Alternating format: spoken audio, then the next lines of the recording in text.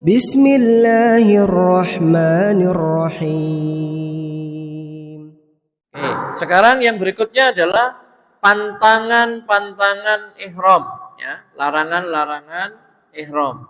Yang dimaksud larangan ihram adalah beberapa amalan yang terlarang dikerjakan oleh seorang muhrim di waktu dia sedang ihram. Apabila dilanggar, maka wajib baginya membayar denda.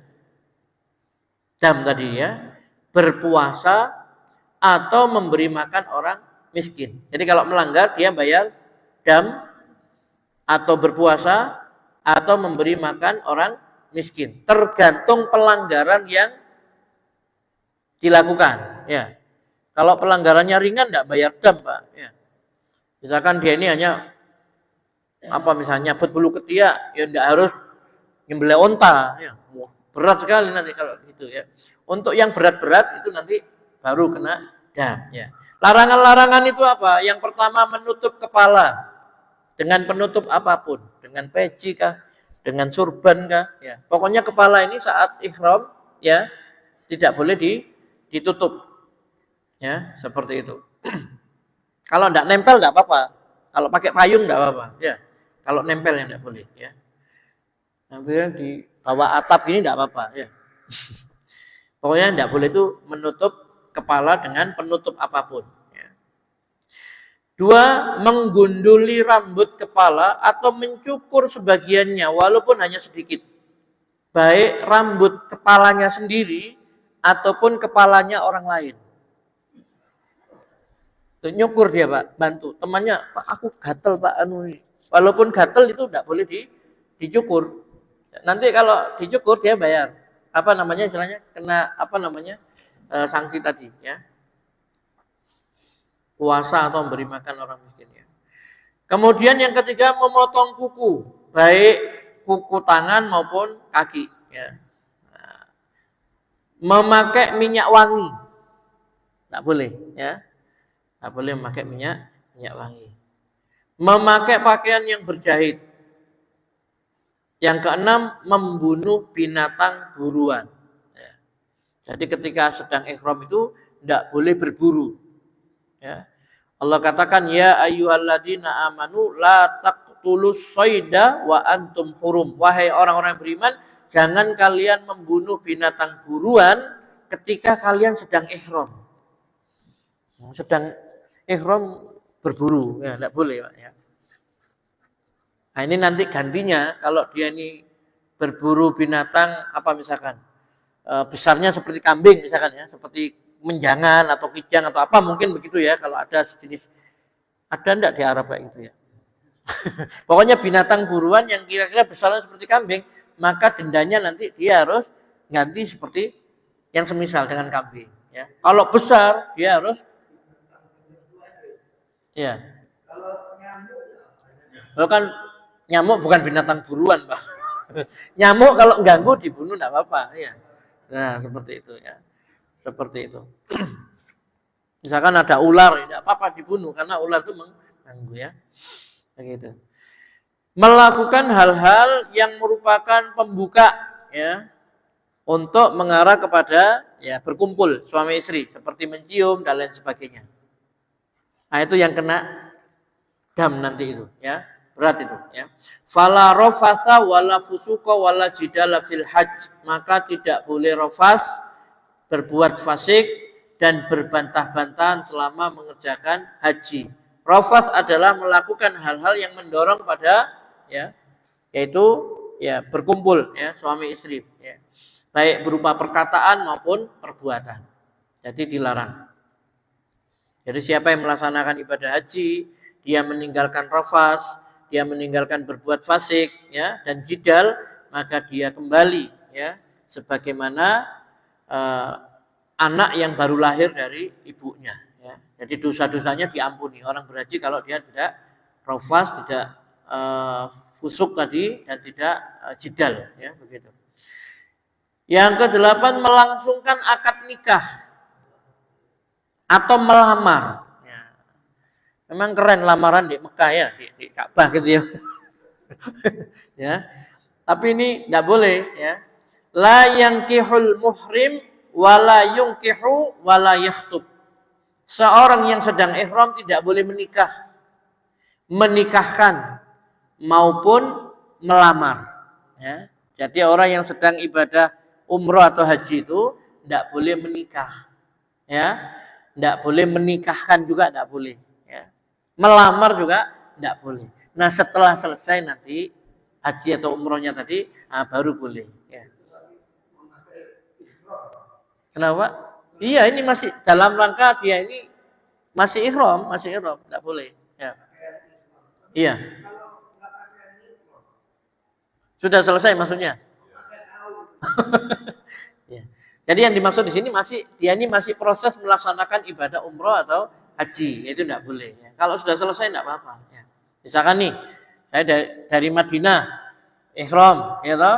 Kemudian dia tawaf 7 kali, setelah itu sa'i, Safa Marwah 7 kali, setelah itu tahallul. Selesai sudah, setelah itu dia nikah, tidak apa-apa. Tapi kalau dia baru tawaf, masih belum sa'i, ya, kemudian ngelamar misalkan. Ya, belum cukur ya, seperti itu. Termasuk juga di sini adalah yang ke-9 adalah berkumpul suami istri, tidak boleh tadi Allah firman Allah tidak boleh rafas, tidak boleh berbuat fasik dan berbantah-bantahan selama mengerjakan haji, ya. Seperti itu. Nah, hukum daripada pantangan-pantangan ini tadi, yang 9 tadi itu berbeda-beda. 5 macam pantangan yang pertama, siapa yang melanggar salah satunya, wajib baginya membayar fidyah. 5 pantangan pertama, ya, yaitu membayar fidyah, yaitu puasa 3 hari, atau memberi makan 6 orang miskin, yang setiap satu orangnya sebanyak 1 mud gandum, ya, atau menyembelih kambing. Nah, Allah berfirman, "Faman kana minkum maridun aw bihi adam min ra'sihi fa fidyatun min siyamin aw shadaqatin aw nusuk." Bila ada di antara kalian yang sakit atau ada gangguan di kepalanya, lalu dia bercukur, maka wajib atasnya mengeluarkan fidyah, yaitu berpuasa atau bersedekah atau berkurban. Nusuk di situ berkurban, nyembelih seekor kambing, ya. Itu dalam surat Al-Baqarah ayat 196. Ini 5 pantangan pertama. 5 pantangan pertama tadi apa? Menutup kepala, menggundul rambut atau mencukur sebagiannya, ya.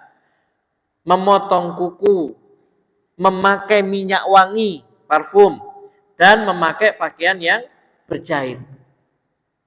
Ya. Dia kalau melanggar salah satunya wajib membayar fidyah, ya. Puasa 3 hari atau memberi makan atau dia menyembelih kambing. Kira-kira pilih mana, Pak? Puasa 3 hari apa menyembelih kambing? Kambing 2.500.000 misalnya. Posoai, Pak. 2,5 juta. Iya, Bos. Ya bagi orang yang mampu mungkin daripada puasa berat dia nyembelih kambingnya. Tapi bagi yang enggak mampu, sanggupnya kurang, ya puasa dia, ya. Atau memberi makan tadi itu, ya. Memberi makan, ya. Adapun membunuh binatang buruan, maka dendanya adalah mengganti dengan binatang ternak yang seimbang dengan buruan yang dibunuhnya. Ya. Binatang ternak itu 3, unta, sapi, kambing. Ya.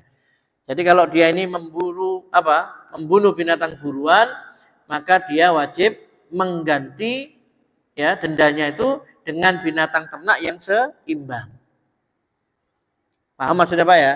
Ya, kalau kelasnya seperti kambing gitu, ya dia mengganti dengan kambing dendanya. Kalau sebesar sapi, ya sapi, ya, seperti itu. Kenapa? Saya juga tidak pernah lihat sapi, tapi bukan berarti tidak ada. Ya. Unta dan kambing, ya. Okay. Jadi begitu, ya. Jadi fajaza'u mislu ma qatala minan na'am. Maka denda ini, ya, adapun membunuh binatang buruan, dendanya adalah mengganti dengan binatang ternak yang seimbang dengan buruan yang dibunuhnya. Firman Allah, fajaza'u mislu ma qatala minan na'am. Ya. Maka dendanya adalah mengganti dengan hewan ternak yang seimbang dengan buruan yang dibunuhnya. Nah, itu aturan Allah seperti itu memang, ya. Surat Al-Maidah ayat 95, ya.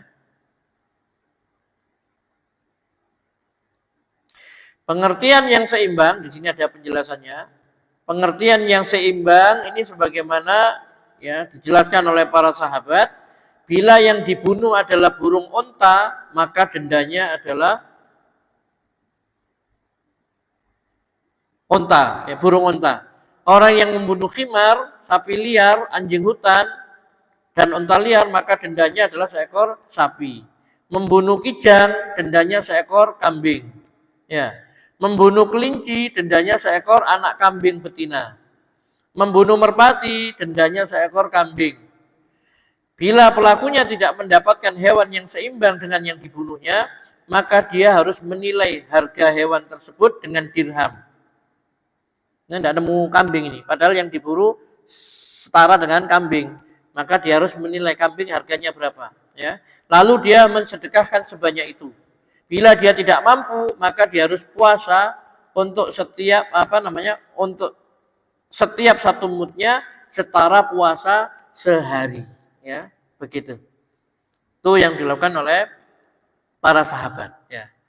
Jadi tergantung binatang buruannya, ya. Kalau buruannya besar, maka ya yang seimbang adalah unta, ya, yang besar. Kalau sebesar kijang atau rusa, ya kambing, ya.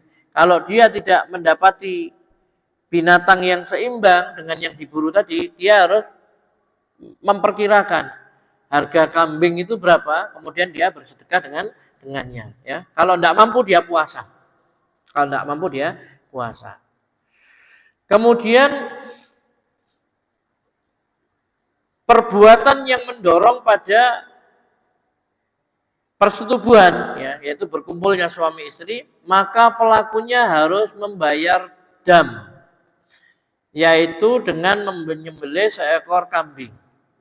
Ya, ini yang mendorong loh ya. Kalau sampai dia ini melakukan persetubuhan, maka hajinya batal seketika, tetapi dia dianjurkan untuk meneruskan ibadah hajinya itu sampai sempurna. Dan dia wajib menyediakan seekor unta untuk dikorbankan. Hajinya batal, tapi disuruh terus menyempurnakan hajinya, dan dia wajib menyediakan seekor unta. Ya, bila tidak mampu unta, maka dia harus puasa 10 hari. Dan diwajibkan baginya mengganti pada tahun berikutnya. Angel ini, kalau batal saat ini batal misalkan, dia harus ganti lagi hajinya. Bukan tahun depan, Pak. 35 tahun lagi.